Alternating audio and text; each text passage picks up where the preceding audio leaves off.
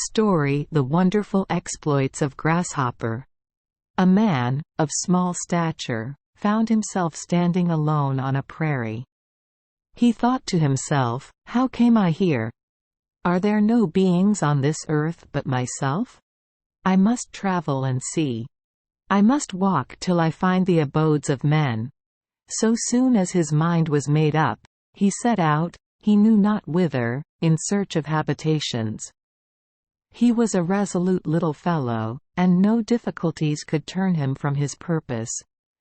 Neither prairies, rivers, woods nor storms had the effect to daunt his courage or turn him back. After traveling a long time, he came to a wood, in which he saw decayed stumps of trees, as if they had been cut in ancient times, but no other trace of men. Pursuing his journey, he found more recent marks of the same kind. After this, he came upon fresh traces of human beings, first their footsteps, and then the wood they had felled, lying in heaps. Pushing on, he emerged toward dusk from the forest, and beheld at a distance a large village of high lodges standing on rising ground. "I am tired of this dog trot," he said to himself. "I will arrive there on a run." He started off with all his speed. On coming to the first lodge, without any especial exertion, he jumped over it, and found himself standing by the door on the other side. Those within saw something pass over the opening in the roof. They thought from the shadow it cast that it must have been some huge bird, and then they heard a thump upon the ground. "What is that?" they all said, and several ran out to see. They invited him in, and he found himself in company with an old chief and several men who were seated in the lodge. Meat was set before him, after which the old chief asked him whither he was going, and what was his name. He answered that he was in search of adventures, and that his name was Grasshopper. They all opened their eyes upon the stranger with a broad stare. "Grasshopper," whispered one to another, and a general titter went round. They invited him to stay with them, which he was inclined to do, for it was a pleasant village, but so small as to constantly embarrass Grasshopper. He was in perpetual trouble. Whenever he shook hands with a stranger, to whom he might be introduced, such was the abundance of his strength, without meaning it, he wrung his arm off at the shoulder. Once or twice, in mere sport, he cuffed the boys, about the lodge, by the side of the head, and they flew out of sight as though they had been shot from a bow. Nor could they ever be found again, though they were searched for in all the country round, far and wide. If Grasshopper proposed to himself a short stroll in the morning, he was at once miles out of town. When he entered a lodge, if he happened for a moment to forget himself, he walked straight through the leathern, or wooden, or earthen walls, as if he had been merely passing through a bush. At his meals he broke in pieces all the dishes, set them down as lightly as he would, and putting a leg out of bed when he rose, it was a common thing for him to push off the top of the lodge.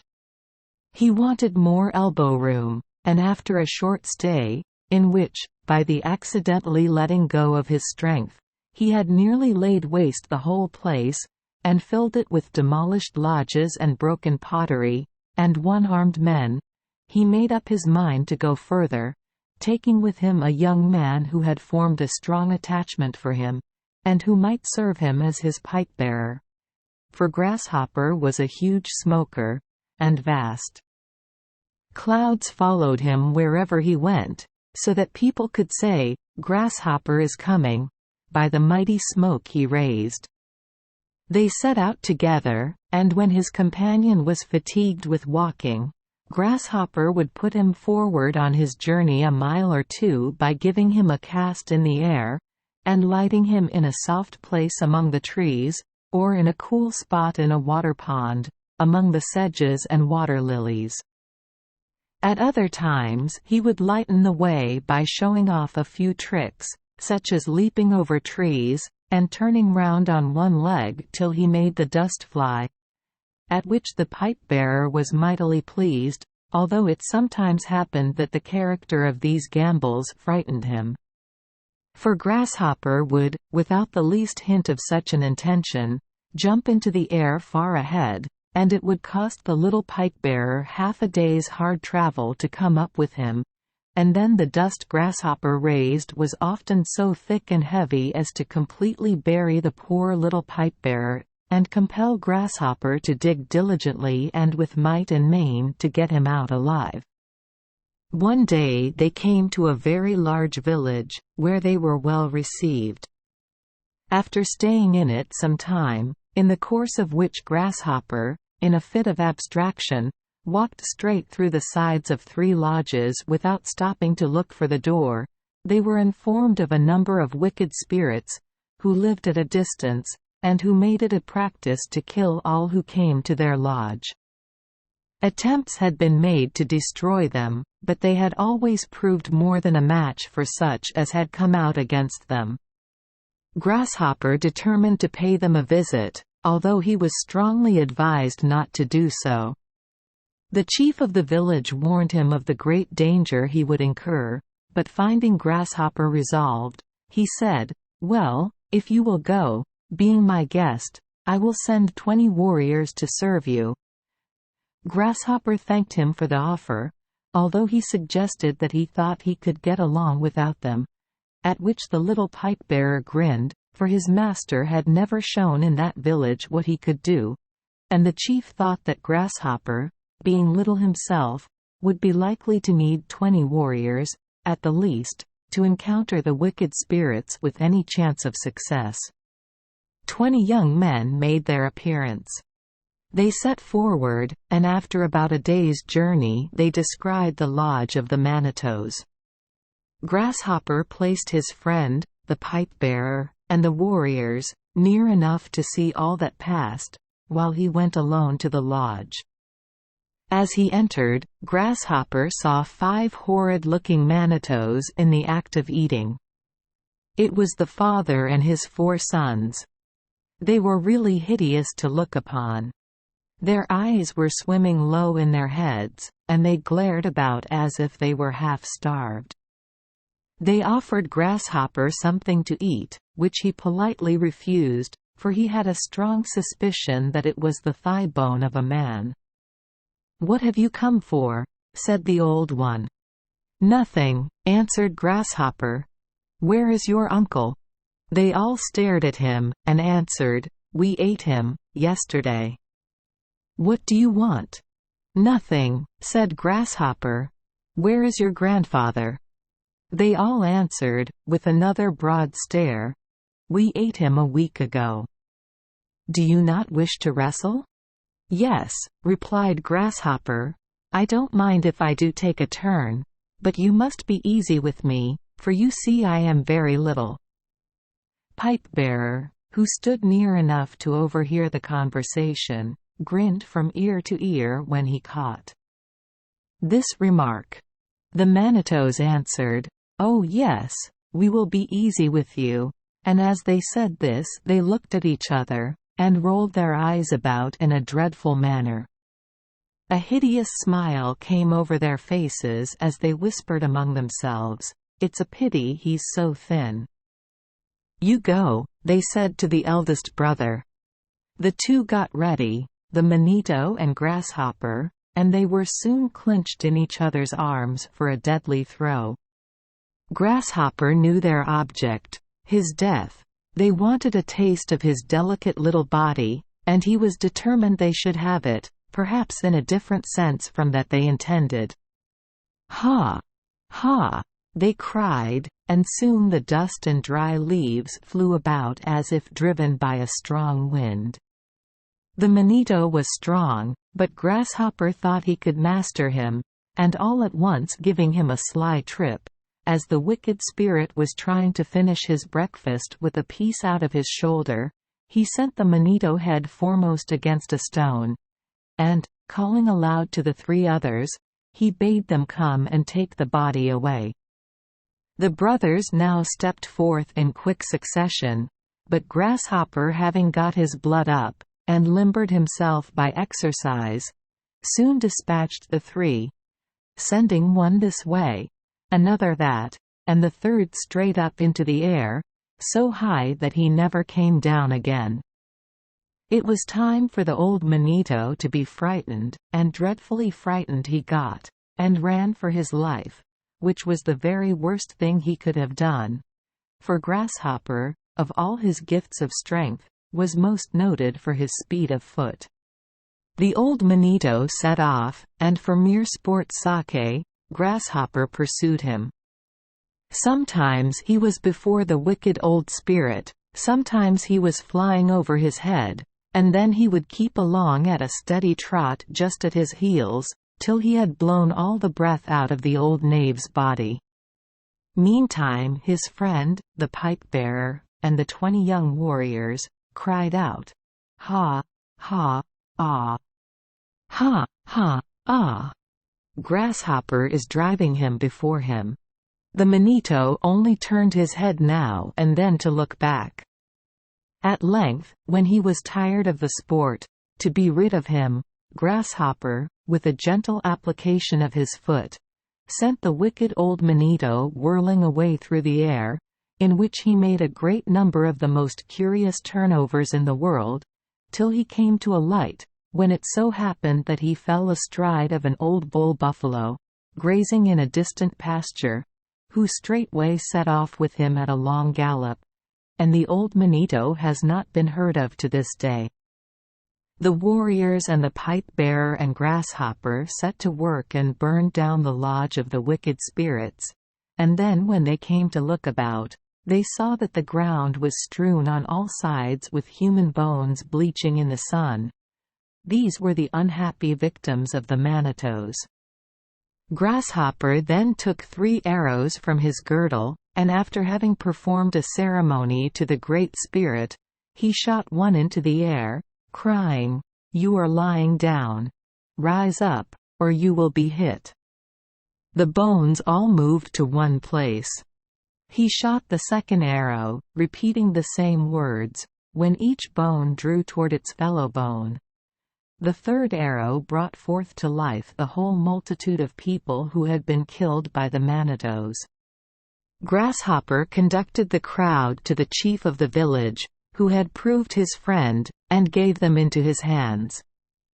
The chief was there with his counselors, to whom he spoke apart. "Who is more worthy," said the chief to Grasshopper, "to rule than you? You alone can defend them." Grasshopper thanked him, and told him that he was in search of more adventures. "I have done some things," said little Grasshopper, rather boastfully, "and I think I can do some more." The chief still urged him, but he was eager to go, and naming Pipe-bearer to tarry and take his place, he set out again on his travels, promising that he would some time or other come back and see them. "Ho! Ho! Ho!" they all cried. "Come back again and see us." He renewed his promise that he would, and then set out alone. After traveling some time he came to a great lake, and on looking about he discovered a very large otter on an island. He thought to himself, "His skin will make me a fine pouch." And he immediately drew up at long shots, and drove an arrow into his side. He waded into the lake, and with some difficulty dragged him ashore, and up a hill overlooking the lake. As soon as Grasshopper got the otter into the sunshine where it was warm, he skinned him, and threw the carcass some distance off, thinking the war eagle would come, and that he should have a chance to secure his feathers as ornaments for the head. For Grasshopper began to be proud, and was disposed to display himself. He soon heard a rushing noise as of a loud wind, but could see nothing. Presently a large eagle dropped, as if from the air, upon the otter's carcass. Grasshopper drew his bow, and the arrow passed through under both of his wings. The bird made a convulsive flight upward, with such force that the cumbrous body was borne up several feet from the ground. But with its claws deeply fixed, the heavy otter brought the eagle back to the earth. Grasshopper possessed himself of a handful of the prime feathers, crowned his head with the trophy, and set off in high spirits on the lookout for something new. After walking a while, he came to a body of water which flooded the trees on its banks. It was a lake made by beavers. Taking his station on the raised dam where the stream escaped, he watched to see whether any of the beavers would show themselves. A head presently peeped out of the water to see who it was that disturbed them. "My friend," said Grasshopper, in his most persuasive manner, "could you not oblige me by turning me into a beaver like yourself? Nothing would please me so much as to make your acquaintance, I can assure you." For Grasshopper was curious to know how these watery creatures lived, and what kind of notions they had. "I do not know," replied the beaver, who was rather short-nosed and surly. "I will go and ask the others. Meanwhile stay where you are, if you please." "To be sure," answered Grasshopper, stealing down the bank several paces as soon as the beaver's back was turned. Presently there was a great splashing of the water, and all the beavers showed their heads, and looked warily to where he stood, to see if he was armed, but he had knowingly left his bow and arrows in a hollow tree at a short distance. After a long conversation, which they conducted in a whisper so that Grasshopper could not catch a word, strain his ears as he would, they all advanced in a body toward the spot where he stood, the chief approaching the nearest, and lifting his head highest out of the water. "Can you not," said Grasshopper, noticing that they waited for him to speak first, "turn me into a beaver?" "I wish to live among you." "Yes," answered their chief. "Lie down." And Grasshopper in a moment found himself a beaver, and was gliding into the water. When a thought seemed to strike him, and he paused at the edge of the lake. "I am very small," he said, to the beaver, in a sorrowful tone. "You must make me large," he said, for Grasshopper was terribly ambitious, and wanted always to be the first person in every company. "Larger than any of you. In my present size it's hardly worth my while to go into the water." "Yes, yes," said they. "By and by, when we get into the lodge it shall be done." They all dived into the lake, and in passing great heaps of limbs and logs at the bottom, he asked the use of them. They answered, "It is for our winter's provisions." When they all got into the lodge their number was about 100. The lodge was large and warm. "Now we will make you large," said they. "Will that do?" "Yes," he answered, for he found that he was 10 times the size of the largest. "You need not go out," said the others. "We will bring you food into the lodge, and you will be our chief." "Very well," Grasshopper answered. He thought, "I will stay here and grow fat at their expense." But, soon after, one ran into the lodge, out of breath, crying out, "We are visited by the Indians." All huddled together in great fear. The water began to lower, for the hunters had broken down the dam, and they soon heard them on the roof of the lodge, breaking it up. Out jumped all the beavers into the water, and so escaped. Grasshopper tried to follow them, but, unfortunately, to gratify his ambition, they had made him so large that he could not creep out at the hole. He tried to call them back, but either they did not hear or would not attend to him.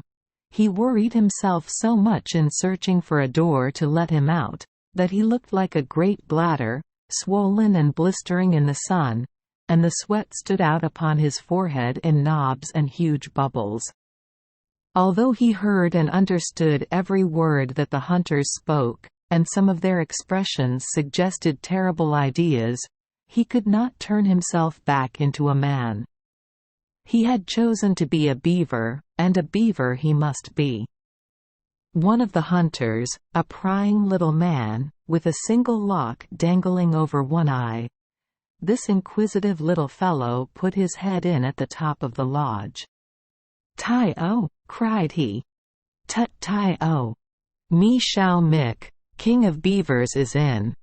Whereupon the whole crowd of hunters began upon him with their clubs, and knocked his skull about until it was no harder than a morass in the middle of summer. Grasshopper thought as well as ever he did, although he was a beaver, and he felt that he was in a rather foolish scrape, inhabiting the carcass of a beaver. Presently 7 or 8 of the hunters hoisted his body upon long poles, and marched away home with him. As they went, he reflected in this manner, "What will become of me? My ghost or shadow will not die after they get me to their lodges." Invitations were immediately sent out for a grand feast, but as soon as his body got cold, his soul being uncomfortable in a house without heat, flew off. Having reassumed his mortal shape, Grasshopper found himself standing near a prairie. After walking a distance, he saw a herd of elk feeding. He admired their apparent ease and enjoyment of life, and thought there could be nothing more pleasant than the liberty of running about and feeding on the prairies. He had been a water animal, and now he wished to become a land animal, to learn what passed in an elk's head as he roved about. He asked them if they could not turn him into one of themselves. "Yes," they answered, after a pause. "Get down on your hands and feet." He obeyed their directions, and forthwith found himself to be an elk. "I want big horns, big feet," said he. "I wish to be very large," for all the conceit and vain glory had not been knocked out of Grasshopper, even by the sturdy thwacks of the hunters' clubs. "Yes, yes," they answered. "There, exerting their power, are you big enough?" "That will do," he replied, for, looking into a lake hard by, Grasshopper saw that he was very large. They spent their time in grazing and running to and fro. But what astonished Grasshopper, although he often lifted up his head and directed his eyes that way, he could never see the stars, which he had so admired as a human being. Being rather cold, one day, Grasshopper went into a thick wood for shelter, whither he was followed by most of the herd. They had not been long there when some elks from behind passed the others like a strong wind, calling out, "The hunters are after us." All took the alarm, and off they ran, Grasshopper with the rest. "Keep out on the plains," they said. But it was too late to profit by this advice, for they had already got entangled in the thick woods. Grasshopper soon scented the hunters, who were closely following his trail, for they had left all the others and were making after him in full cry. He jumped furiously, dashed through the underwood, and broke down whole groves of saplings in his flight. But this only made it the harder for him to get on, such a huge and lusty elk was he by his own request. Presently, as he dashed past an open space, he felt an arrow in his side. They could not well miss it, he presented so wide a mark to the shot. He bounded over trees under the smart, but the shafts clattered thicker and thicker at his ribs, and at last one entered his heart. He fell to the ground, and heard the whoop of triumph sounded by the hunters. On coming up, they looked on the carcass with astonishment, and with their hands up to their mouths, exclaimed, "Tai-o! Tai-o!" There were about 60 in the party, who had come out on a special hunt, as one of their number had, the day before, observed his large tracks on the plains. When they had skinned him, his flesh grew cold, and his spirit took its flight from the dead body, and Grasshopper found himself in human shape, with a bow and arrows. But his passion for adventure was not yet cooled, for on coming to a large lake with a sandy beach, he saw a large flock of brant, and speaking to them in the brant language, he requested them to make a brant of him. "Yes," they replied, "at once. For the brant is a bird of a very obliging disposition." "But I want to be very large," he said. There was no end to the ambition of little Grasshopper. "Very well," they answered, and he soon found himself a large brant, all the others standing gazing in astonishment at his great size. "You must fly as leader," they said. "No," answered Grasshopper, "I will fly behind." "Very well," rejoined the brant. "One thing more we have to say to you, brother Grasshopper," for he had told them his name.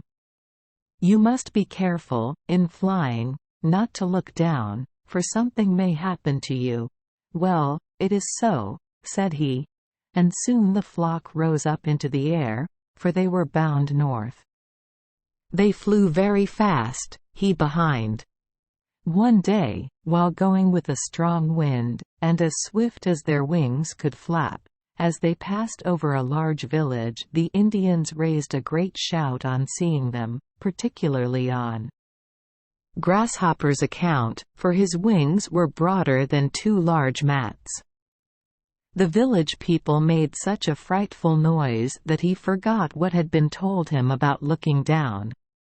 They were now scudding along as swift as arrows, and as soon as he brought his neck in and stretched it down to look at the shouters, his huge tail was caught by the wind, and over he was blown. He tried to right himself, but without success, for he had no sooner got out of one heavy air current than he fell into another, which treated him even more rudely than that he had escaped from. Down, down he went, making more turns than he wished for, from a height of several miles. The first moment he had to look about him, Grasshopper, in the shape of a big brant, was aware that he was jammed into a large hollow tree. To get backward or forward was out of the question, and there, in spite of himself, was Grasshopper forced to tarry till his brant life was ended by starvation, when, his spirit being at liberty, he was once more a human being. As he journeyed on in search of further adventures, Grasshopper came to a lodge in which were two old men, with heads white from extreme age. They were very fine old men to look at. There was such sweetness and innocence in their features that Grasshopper would have enjoyed himself very much at their lodge, if he had had no other entertainment than such as the gazing upon the serene and happy faces of the two innocent old men with heads white from extreme age afforded. They treated him well, and he made known to them that he was going back to his village, his friends and people, whereupon the two white-headed old men very heartily wished him a good journey and abundance of comfort in seeing his friends once more. They even arose, old and infirm as they were, and tottering with exceeding difficulty to the door, were at great pains to point out to him the exact course he should take. And they called his attention to the circumstance that it was much shorter and more direct than he would have taken himself. Ah! What merry deceivers were these two old men with very white heads! Grasshopper, with blessings showered on him until he was fairly out of sight, set forth with good heart. He thought he heard loud laughter resounding after him in the direction of the lodge of the two old men. But it could not have been the two old men, for they were, certainly, too old to laugh. He walked briskly all day, and at night he had the satisfaction of reaching a lodge in all respects like that which he had left in the morning.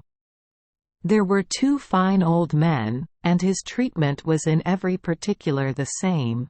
even down to the parting blessing and the laughter that followed him as he went his way.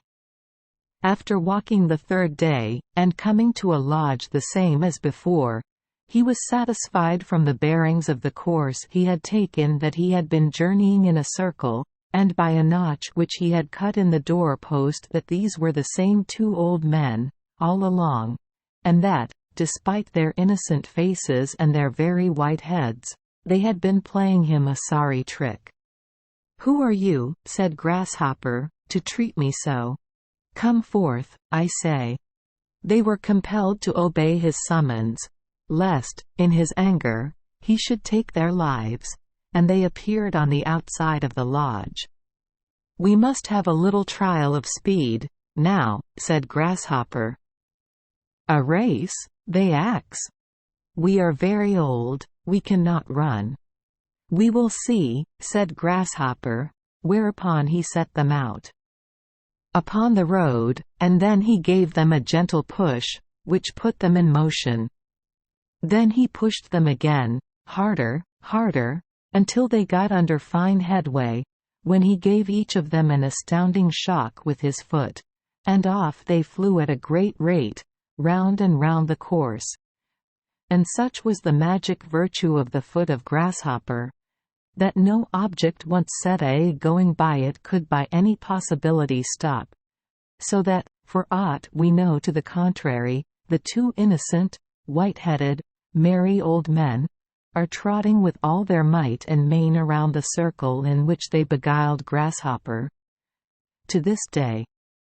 Continuing his journey, Grasshopper, although his head was warm and buzzing with all sorts of schemes, did not know exactly what to do until he came to a big lake. He mounted a high hill to try and see to the other side, but he could not. He then made a canoe, and sailed forth. The water was very clear, a transparent blue, and he saw that it abounded with fish of a rare and delicate complexion. This circumstance inspired him with a wish to return to his village, and to bring his people to live near this beautiful lake. Toward evening, coming to a woody island, he encamped and ate the fish he had speared, and they proved to be as comforting to the stomach as they were pleasing to the eye. The next day Grasshopper returned to the main land, and as he wandered along the shore he espied at a distance the celebrated giant, Manabajo, who is a bitter enemy of Grasshopper, and loses no opportunity to stop him on his journeyings and to thwart his plans. At first it occurred to Grasshopper to have a trial of wits with the giant, but, on second thoughts, he said to himself, "I am in a hurry now. I will see him another time," with no further mischief than raising a great whirlwind of dust, which caused Manabajo to rub his eyes severely. Grasshopper quietly slipped out of the way, and he made good speed withal, for in much less time than you could count half the stars in the sky of a winter night, he had reached home. His return was welcomed with a great hubbub of feasting and songs, and he had scarcely set foot in the village before he had invitations to take pot-luck at different lodges, which would have lasted him the rest of his natural life. Pipe-bearer, who had some time before given up the cares of a ruler, and fallen back upon his native place, fairly danced with joy at the sight of Grasshopper, who, not to be outdone, dandled him affectionately in his arms, by casting him up and down in the air half a mile or so, till little Pipe-bearer had no breath left in his body to say that he was happy to see Grasshopper home again. Grasshopper gave the village folks a lively account of his adventures, and when he came to the blue lake and the abundant fish, he dwelt upon their charms with such effect that they agreed, with one voice, that it must be a glorious place to live in, and if he would show them the way they would shift camp and settle there at once.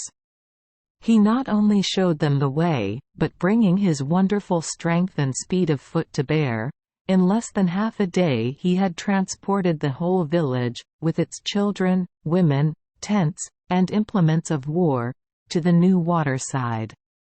Here, for a time, Grasshopper appeared to be content, until one day a message came for him in the shape of a bear, who said that their king wished to see him immediately at his village. Grasshopper was ready in an instant, and mounting upon the messenger's back, off he ran. Toward evening they climbed a high mountain, and came to a cave where the Bear King lived. He was a very large person, and puffing with fat and a sense of his own importance, he made Grasshopper welcome by inviting him into his lodge. As soon as it was proper, he spoke, and said that he had sent for him on hearing that he was the chief who was moving a large party toward his hunting grounds. "You must know," said the Bear King with a terrible growl, "that you have no right there, and I wish you would leave the country with your party, or else the strongest force will take possession. Take notice." "Very well," replied Grasshopper, going toward the door, for he suspected that the King of the Bears was preparing to give him a hug. So be it. He wished to gain time, and to consult his people, for he had seen as he came along that the bears were gathering in great force on the side of the mountain. He also made known to the Bear King that he would go back that night that his people might be put in immediate possession of his royal behest. The Bear King replied that Grasshopper might do as he pleased, but that one of his young men was at his command, and, jumping nimbly on his back, Grasshopper rode home. He assembled the people, and ordered the bear's head off, to be hung outside of the village, that the bear spies, who were lurking in the neighborhood, might see it and carry the news to their chief. The next morning, by break of day, Grasshopper had all of his young warriors under arms and ready for a fight. About the middle of the afternoon the bear war party came in sight, led on by the Persea King, and making a tremendous noise. They advanced on their hind legs, and made a very imposing display of their teeth and eyeballs. The bear chief himself came forward, and with a majestic wave of his right hand, said that he did not wish to shed the blood of the young warriors, but that if Grasshopper, who appeared to be the head of the war party, consented, they too would have a race, and the winner should kill the losing chief, and all his young men should be servants to the other. Grasshopper agreed, of course. How little Pipebearer, who stood by, grinned as they came to terms, and they started to run before the whole company of warriors who stood in a circle looking on. At first there was a prospect that Grasshopper would be badly beaten, for although he kept crowding the great fat Bear King till the sweat trickled from his shaggy ears, he never seemed to be able to push past him. By and by, Grasshopper, going through a number of the most extraordinary maneuvers in the world, raised about the great fat Bear King such eddies and whirlwinds with the sand, and so danced about, before and after him, that he at last got fairly bewildered, and cried out for them to come and take him off. Out of sight before him in reaching the goal, Grasshopper only waited for the Bear King to come up, when he drove an arrow straight through him, and ordered them to take the body away and make it ready for supper, as he was getting hungry. He then directed all of the other bears to fall to and help prepare the feast, for in fulfillment of the agreement they had become servants. With many wry faces the bears, although bound to act becomingly in their new character, according to the forfeit, served up the body of their late royal master, and in doing this they fell, either by accident or design, into many curious mistakes. When the feast came to be served up, and they were summoned to be in attendance, one of them, a sprightly young fellow of an inquisitive turn of mind, was found upon the roof of the lodge, with his head halfway down the smoke-hole, with a view to learn what they were to have for dinner.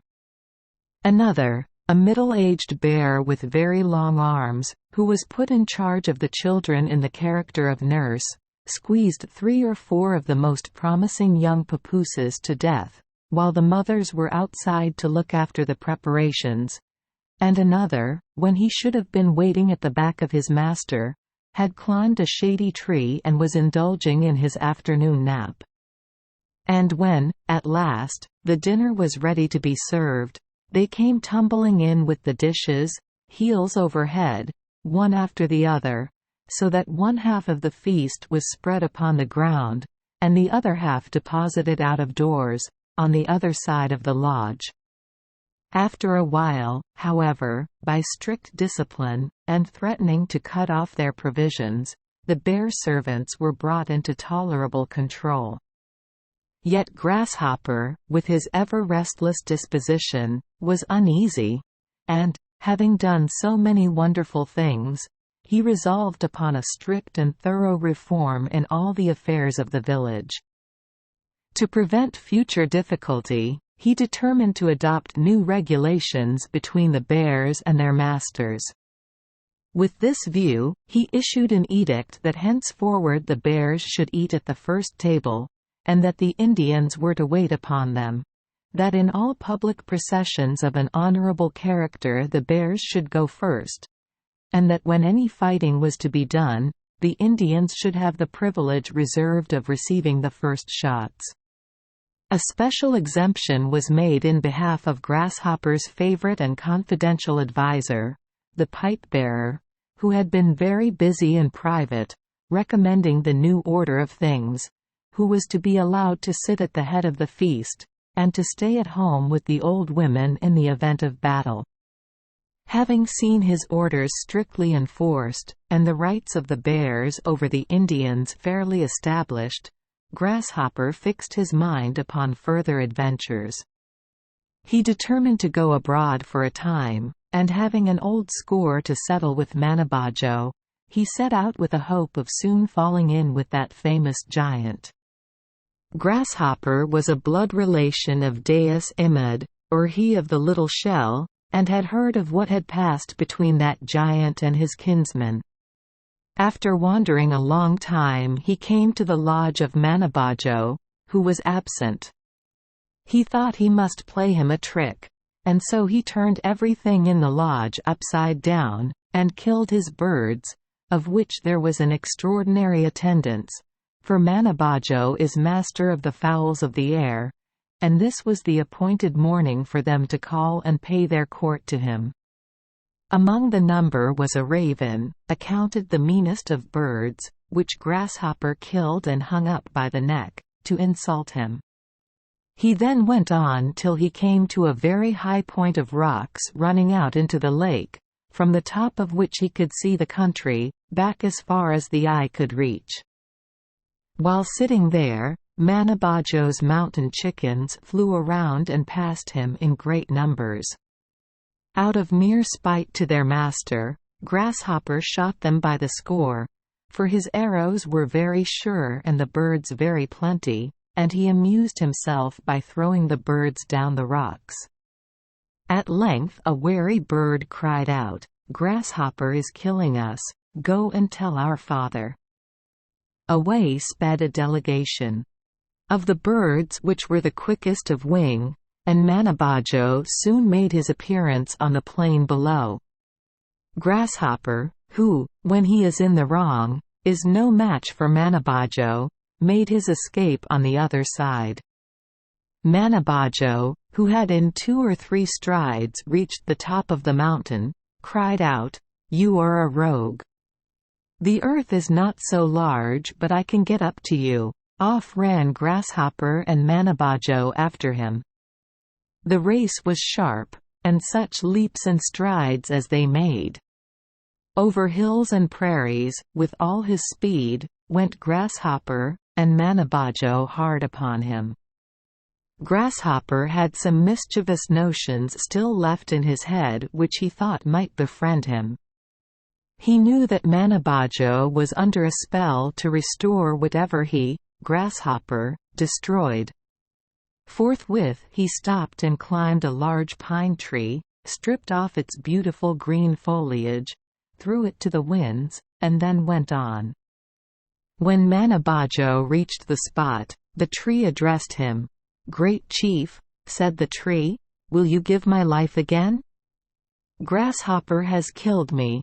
"Yes," replied Manabajo, who, as quickly as he could, gathered the scattered leaves and branches, renewed its beauty with his breath, and set off. Although Grasshopper in the same way compelled Manabajo to lose time in repairing the hemlock, the sycamore, cedar, and many other trees, the giant did not falter, but pushing briskly forward, was fast overtaking him, when Grasshopper happened to see an elk.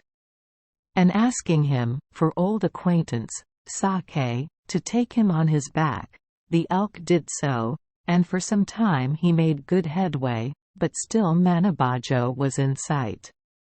He was fast gaining upon him, when Grasshopper threw himself off the elk's back, and striking a great sandstone rock near the path, he broke it into pieces, and scattered the grains in 1,000 directions, for this was nearly his last hope of escape. Manabajo was so close upon him at this place that he had almost caught him, but the foundation of the rock cried out, "Hey! Nay me show, Grasshopper has spoiled me. Will you not restore me to life?" "Yes," replied Manabajo. He re-established the rock in all its strength. He then pushed on in pursuit, and had got so near to Grasshopper as to put out his arm to seize him. But Grasshopper dodged him, and, as his last chance, he immediately raised such a dust and commotion by whirlwinds, as made the trees break in the sand and leaves dance in the air. Again and again Manabajo stretched his arm, but he escaped him at every turn, and kept up such a tumult of dust that he dashed into a hollow tree which had been blown down, changed himself into a snake, and crept out at the roots just in time to save his life, for at that moment Manabajo, who had the power of lightning, struck it, and it was strewn about in little pieces.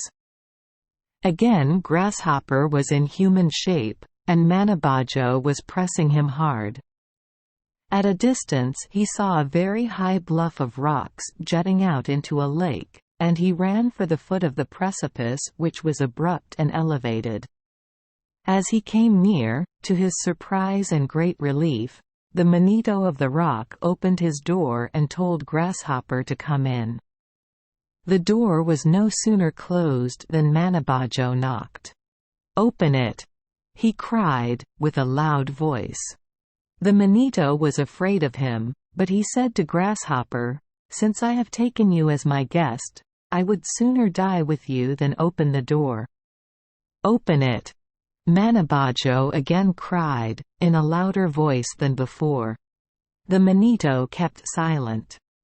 Manabajo, however, made no attempt to open it by force. He waited a few moments.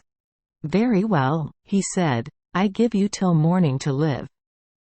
Grasshopper trembled, for he thought his last hour had come, but the manito bade him to be of good cheer.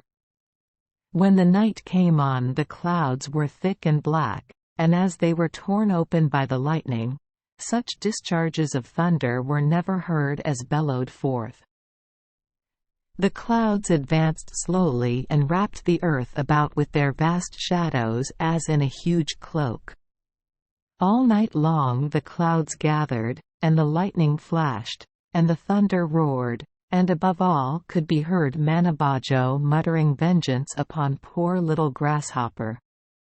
"You have led a very foolish kind of life, Grasshopper," said his friend the manito. "I know it, I know it," Grasshopper answered.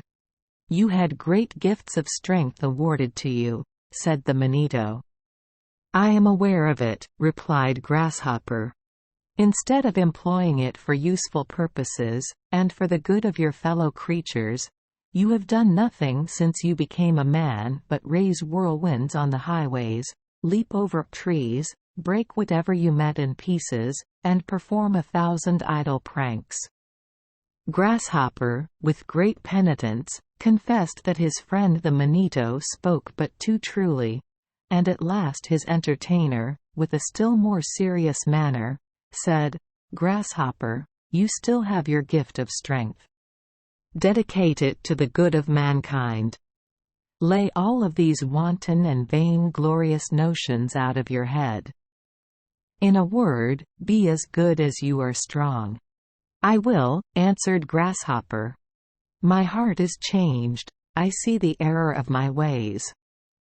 Black and stormy as it had been all night, when morning came the sun was shining, the air was soft and sweet as the summer down and the blown rose, and afar off upon the side of a mountain sat Manabajo, his head upon his knees, languid and cast down in spirit.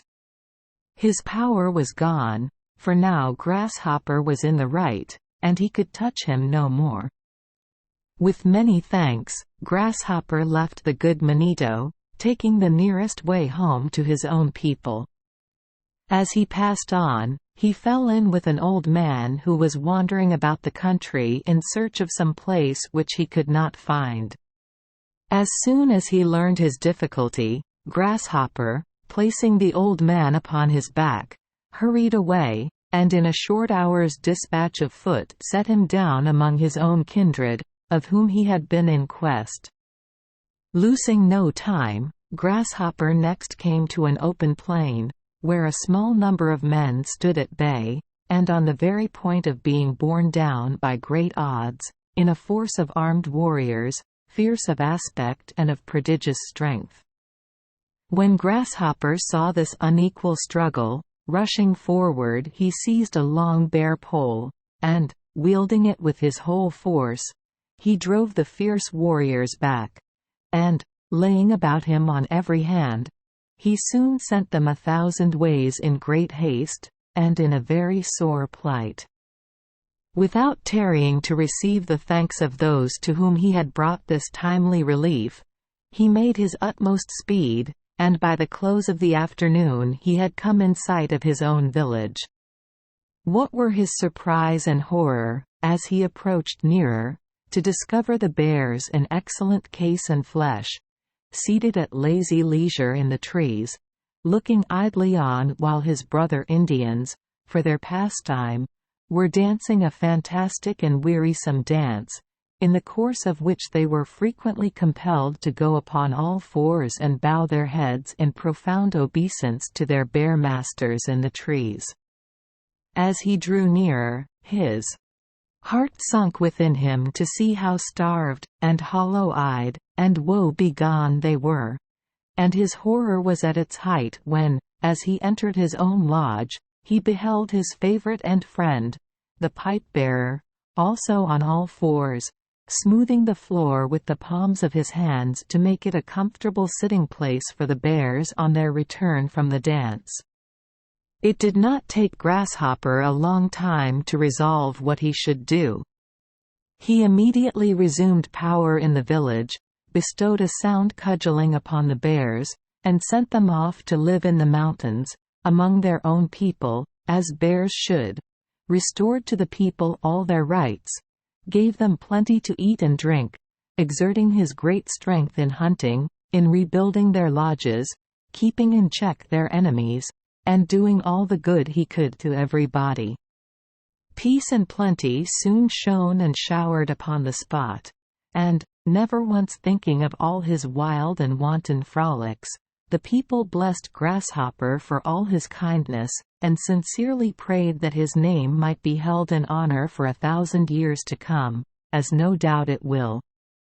Little Pipe-bearer stood by Grasshopper in all his course, and admired his ways as much now that he had taken to being orderly and useful, as in the old times, when he was walking a mile a minute, and in mere wantonness bringing home whole forests in his arms for firewood, in midsummer.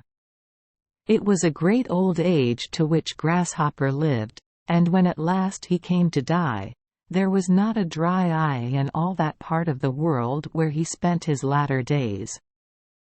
Thank you for joining us for today's fairy tale. We hope these stories bring joy and meaning to your day.